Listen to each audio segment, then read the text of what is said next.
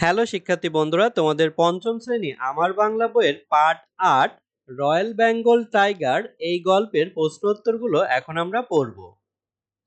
ক, বাংলাদেশের জাতীয় পশুর নাম কি? উত্তর, বাংলাদেশের জাতীয় পশুর নাম রয়্যাল বেঙ্গল টাইগার। খ, কোন কোন বৈশিষ্ট্য বাঘকে দক্ষ শিকারী বানিয়েছে? উত্তর, অসাধারণ কিছু বৈশিষ্ট্য বাঘকে দক্ষ শিকারী বানিয়েছে। বাঘের দৃষ্টি, শ্রবণ ও ঘ্রাণ শক্তি খুবই প্রখর। তাছাড়া বাঘের কাছে শক্তিশালী থাবা, থাবার নিচের অংশ নরম ও পুরু, তাই বাঘ নিঃশব্দ চলতে পারে, যা তাকে শিকার ধরতে বাড়তি সুবিধা দেয়।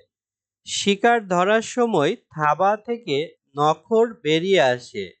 এসব বৈশিষ্ট্য বাঘকে দক্ষ শিকারী বানিয়েছে। গ, রয়্যাল বেঙ্গল টাইগার কমে যাওয়ার কারণ কি? উত্তর, নানা কারণে রয়্যাল বেঙ্গল টাইগার কমে যাচ্ছে। প্রাকৃতিক দুর্যোগ দেখা দিলে বাঘের জীবন বিপন্ন হয়।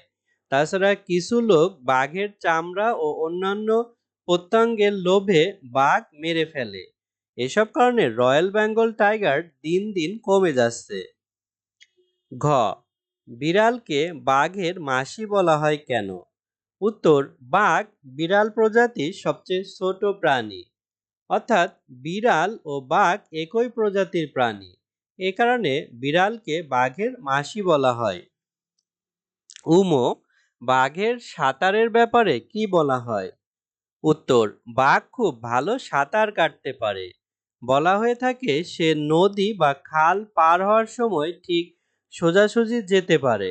স্রোতের কারণে কিছু দূর সরে গেলেও সে পুনরায় আগের জায়গায় ফিরে আসতে পারে।